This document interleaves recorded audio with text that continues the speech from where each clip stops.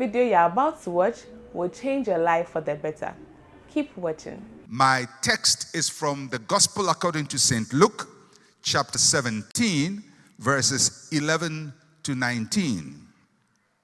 Luke's Gospel, chapter 17, verses 11 to verse number 19. And let's hear the reading of God's word. Now it happened as he went to Jerusalem that he passed through the midst of Samaria and Galilee. Then as he entered a certain village, there met him 10 men who were lepers, who stood afar off. And they lifted up their voices and said, "Jesus, Master, have mercy on us." So when he saw them, he said to them, "Go show yourselves to the priests." And so it was that as they went, they were cleansed. And one of them, when he saw that he was healed, returned and with a loud voice glorified God, and fell down on his face at his feet, giving him thanks. And he was a Samaritan. So Jesus answered and said, "Were there not 10 cleansed? But where are the 9? Were there not any found who returned to give glory to God except this foreigner?" And he said to him, "Arise, go your way. Your faith has made you well." Amen. The passage starts with the location of Jesus. And it says that Jesus, as he went to Jerusalem, so he's on his way to Jerusalem, he goes through different towns in Samaria and Galilee, and the scene is very intentional because of what happens later on. Samaria is made up of mixed multitudes who are not full Jews, and then Galilee is made up of Jews. So Jesus is going between villages of Samaria who are not Jews, and then Galilee who are Jews. And as he entered one of the villages, we are not told which one, whether it is a Samaritan village or a Galilean village, he's met with 10 lepers. And these lepers are standing outside of the gate of the village and shouted with a loud voice, "Jesus, Master, have mercy on us." In the days of Jesus, lepers were not allowed to enter a city. They were considered unclean, and their disease very, very contagious. And so they were kept outside of the population, similar to what we do now when somebody gets infected with COVID, the coronavirus, whatever, disease. They are quarantined. So lepers were quarantined at that time. So these lepers shouted to Jesus. They cannot go to him. They cannot go to the village. If they are tried to get to the village, they will be stoned.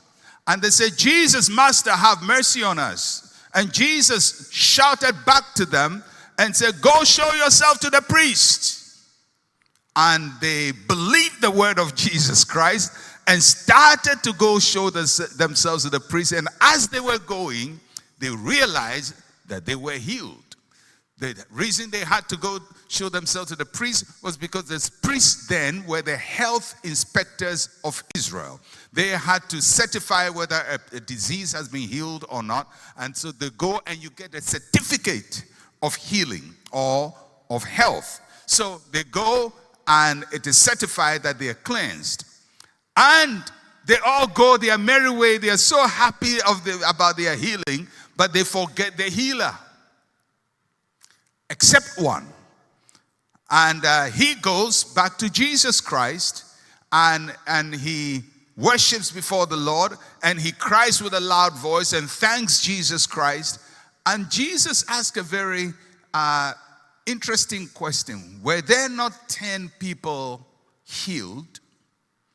How come none of the 10 came except this foreigner? And that is very important because the man was a Samaritan. He wasn't from Galilee. He wasn't a Jew. The Jews are the people of Jesus. Jesus is a Jew. His people got healed and never thanked him. And the people who are not his people thank him. It's almost like saying God moved and worked powerfully. The believers didn't thank him. The unbelievers were thanking him. That's what happened. And Jesus said, where are the 9? That simply tells you that Jesus was expecting the people who have been touched by him to come back and show appreciation to God. So the question is, after God has moved powerfully in your life, does he expect thanksgiving from you? Yes, he does. When God visits you, does he expect you to show appreciation? Yes, he does. When God heals you, does he expect you to show appreciation? Yes, he does. When God prospers you, does he expect you to show appreciation? Yes, he does. When God blesses the work of your hand, does he expect you to show appreciation? Yes, he does. When God allows you to wake up in the morning and live your life incident-free, does he expect you to show appreciation? Yes, he does. How do we know? Because Jesus says, where are the rest? There are many times we come to God with expectation, but after he has done what we requested of him, we are so excited about what he has done that we forget the one who does it. And this leper from Samaria came to Jesus. And I like how the passage, the Bible puts it in verse 13. It says, when they were offering their requests, the Bible said they lifted up their voices and said, Jesus, Master, have mercy on us. Note how the passage puts it. They lifted up their voices when they were making the request. That means they shouted and they screamed, Jesus, help us. Now, when the gratitude is being shown, listen to how the passage also puts it concerning this one. And one of them, when he saw that he was healed, returned and with a loud voice glorified God. Do you know that? He used a loud voice to get Jesus to heal him and a loud voice to thank him. That shows that the same intensity by which he sought God's help was the same intensity by which he brought his thanksgiving to God. Many times there is a lot of intensity when we are seeking God, but when we are thanking him, the intensity goes down. We come to God with a lot of intensity, but after he ministers, we lower the intensity in our thanksgiving. And he was a foreigner. And he gave worship to God. He bowed down. He was on his face thanking God. Now, in this thanksgiving, this man, the only thing he had to thank God was his praise, was his words, was the posture of his body. Because that's all he had. He's a leper. He doesn't work. He doesn't earn a salary. He has nothing to thank God for except his body to thank God. And so he throws his whole body at the feet of Jesus. If he had something more than his body, he would have thrown that also at the feet of Jesus. But he's a leper with nothing. So all he has is the body that has been healed, that has been cleansed, and he cast his body at the feet of Jesus. So, if we believe that God has touched us, and if we believe that God has visited us, he wants you to return to him and give thanks. And how should we give thanks? Well, the leper shows us how to do that. He came with a loud voice to make a request, came with the same intensity to thank God. And because all he had was his body, he threw his body at the feet of Jesus. Let's hear what Jesus taught about thanksgiving and honoring God. Matthew chapter 15, verses 7 to 9. Jesus is denouncing some people, and he calls them hypocrites. Well, did Isaiah prophesy about you, saying, these people draw near to me with their mouth and honor me with their lips, but their heart is far from me. In vain they worship me, teaching as doctrines the commandments of men.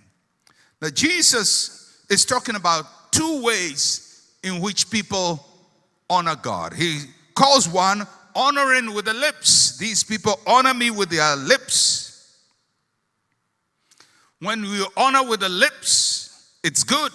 But in this instance, Jesus is not praising honor with the lips. Because there's a second honor that Jesus talks about that is preferred. Honor with the heart. Honor with the lips, honor with the heart. Honor with the lips, Jesus says, that's not what I'm looking for. I'm not looking for lip service. Saying something you don't mean. I'm looking for heart service, heart worship, heart thanksgiving, coming from the depths of your being. And that's what the leper did. He came with his heart. Although his lips were speaking, it wasn't just lips speaking, it was heart speaking. When we want to thank God and honor God, we have to do it from your heart, from our heart. Now, how do you know whether you're doing it from your heart? You know you're doing it from your heart because you are doing it with the same intensity with which you went to seek help from God. With the same intensity with which you went to God for help. So, well, as you know, if you are in ICGC today, it's our First Fruits Sunday. And let's see how this helps us in thanking God. Proverbs chapter 3, verse 9 and 10. We read it almost every month on First Fruits Sundays. Honor the Lord with your possessions and with the first fruits of all your increase. So your barns will be filled with plenty, and your vats will overflow with new wine. Honor the Lord. If it's from our heart, it must honor the Lord. The word honor simply means to offer something that is weighty or glorious.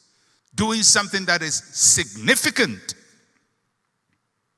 or glorious. It's honor. Honor is sometimes difficult to define, but there are ways in which we honor. For example, if a young man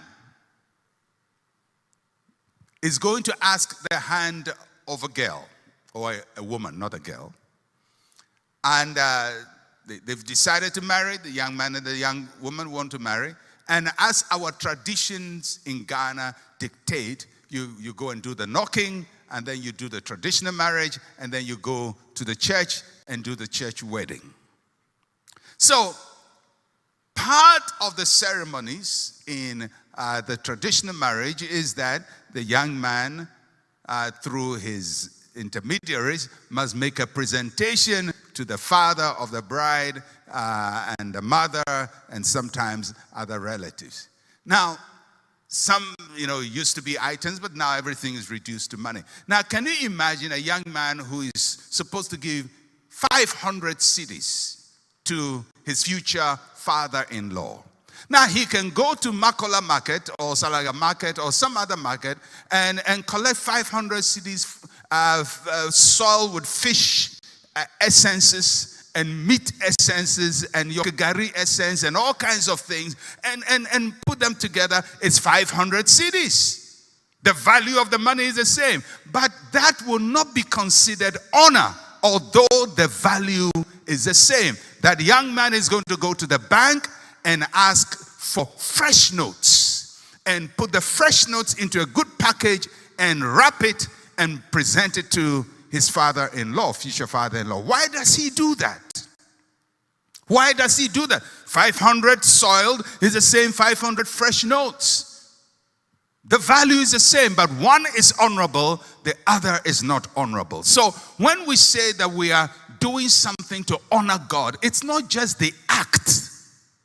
but it is also the heart behind it and the value you place on the person you are going to honor. So there are things we do for God. They look okay. For example, somebody saying, "Oh God, I love you. Oh God, I love you. Oh God, I love you." And then another person will say, "Oh Lord, I love you. Oh Lord, I love you." Two different "I love you." Words are the same, but the gesture is different. One comes from the heart. It shows value for the one who is being honored. And the other is just going through the motions. When we come to honor God, we don't go through the motions. We don't just do something because the church says we should do it, because we are being asked to do it. In Christianity, we don't do things because our church says it. We do things because we are convinced that is the will of God. If your church says it and you don't think it's the will of God, go ahead and live your life. But our faith is not in the church, it's not in the pastor. Our faith is in God and in His Word. And if we are doing something until we come to the full conviction, this is for God, this is from the Lord, then whatever we do will be a lip service. It will not honor God. So, we are told, honor the Lord. That means that you're going to be very particular about what you do. And then it tells us what to honor the Lord with. Honor the Lord with your possessions. If all you possess is your body, like the leper, then you honor God with your body and worship and bow before Him. If in addition to your body, you have the work of your hand, then you honor God with the work of your hand. If God has blessed you with much, you honor Him with much. If God has blessed you with little, you bless Him according to your strength. But you don't just say, well, everybody is honoring God with this, so that's what I'm going to honor God with. No, it depends on the weight of His blessing that He has placed on you. To whom much is given, much is required. Honor the Lord. Do it for God. And in these 40 days of power, you've prayed, you've trusted God, you've believed God, and God has come through for you. Or you are expecting the miracle to come through. Thanksgiving is what completes the cycle. For the 9 lepers who were healed, they didn't complete the cycle, because Jesus said something to the one that He didn't say to the 9. He told the 9, go and show yourself to the priest. To the one, He says, your faith has made you whole, or your faith has made you well. That He never said to the 9. What is the implication of that? I don't know. But it must be significant if it was spoken. It means that something happened to that one that did not happen to the 9. It is my inclination. This is my inclination. The Bible doesn't say, but it's my inclination, that when Jesus said to the 10, go and be cleansed, their leprosy was cleansed. But if you know anything about leprosy, there's a difference between being cleansed from leprosy and being healed from leprosy, or being made whole from leprosy.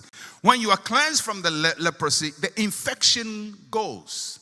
But if it has eaten your fingers, and if it is eating any part of your body, and there is distortions and disabilities in any part of your limbs, they will still remain, although you are cleansed. If you go to the any lepers colony and see, or place where lepers have been cleansed and healed, you may still find that what it took away was not restored to them, although they are now well. So my inclination is, when this person came with thanksgiving, a process of healing has started, but it was completed when he came with thanksgiving. The others went with part 1 of God's process. They never got part 2 of the process. The part 2 came when this man came and said, Lord, I worship you. I thank you for what you have done. And Jesus spoke a second word to him and says, your faith has made you whole. I believe when Jesus said that, the lambs that had been eating were restored. Everything came back whole. Not just a cleansing, but a restoration. There is something about thanksgiving that completes your faith in God. What God starts in your life is completed through thanksgiving. And for many of us this month, God has started a process from July to August. And we believe that this August is going to be a turnaround of month for many of you. Your story will be different. Your focus will be different. God is going to open doors that have been shut for so long. But when he starts the process, don't think that is the end of it. Just because you got cleansed doesn't mean he has finished working with you. He wants to also restore what he has cleansed you from. He wants to restore. And it happens when we thank the Lord, when we return to thank the Lord, and when our thanksgiving is an honor. Our thanksgiving is an honor. So he says, honor the Lord with your possessions. Possessions simply means your belongings, your property, your wealth. You honor them, God, with them, because if you believe he is the one who gave it to you, then you honor God with them. And then he says, honor God with your increase, your earnings, your profit. Honor God with them. It includes salary, dividends, bonuses, royalties. You honor God with your increase. And as I said earlier, if you're doing something and you say, I'm doing it for my church, I'm doing because my church teaches it, you are lost. We don't do things because church teaches it or the pastor teaches it. We do things because we are convinced that is what God expects from us. Until you come to that place of conviction, your Christian life will be lip service. You need to come to the place of knowing for yourself what God expects from you, and honoring God out of conviction, not out of fear, out of faith, not out of fear, not out of intimidation, not out of manipulation. It's out of conviction. Christianity is based on faith. Without faith, it's impossible to please God. You can give $1 million, but if it is not based on faith, it's useless.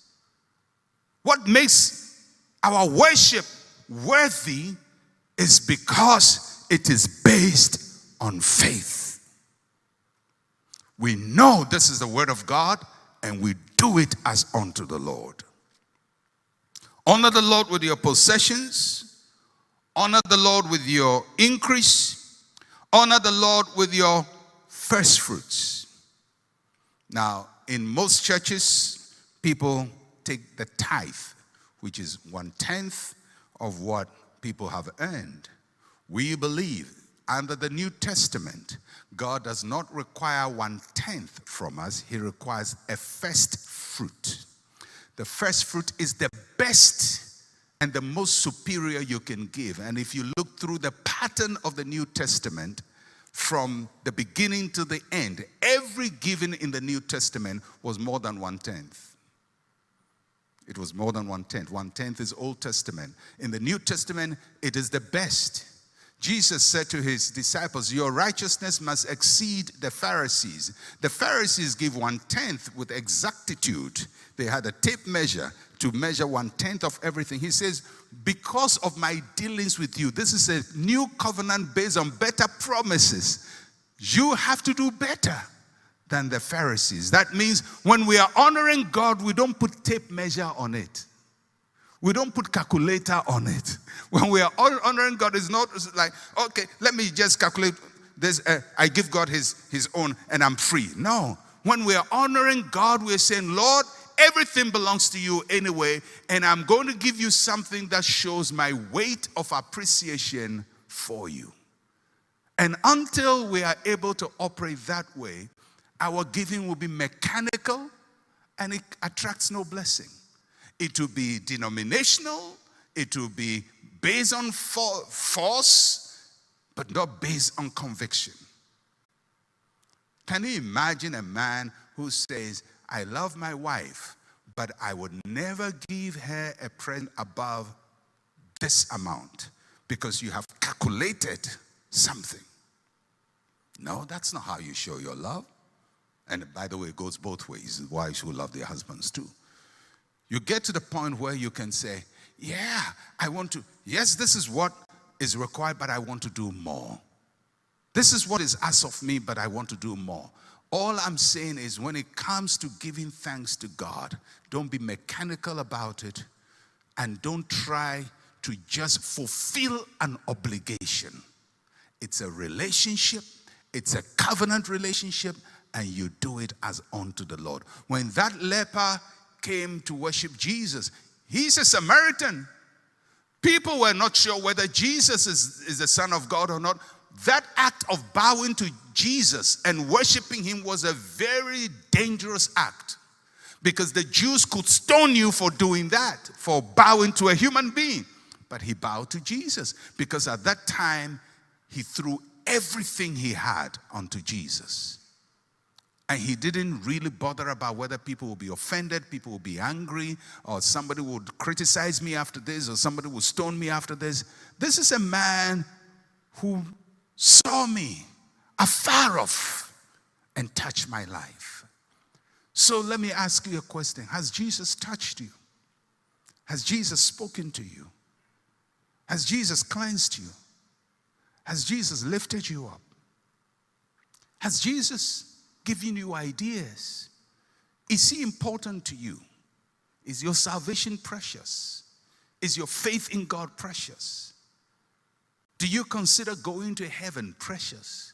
Do you consider the promises of God as precious? Then if all of those things are precious and you really love the Lord, then in your own heart, determine the weight you used to honor him.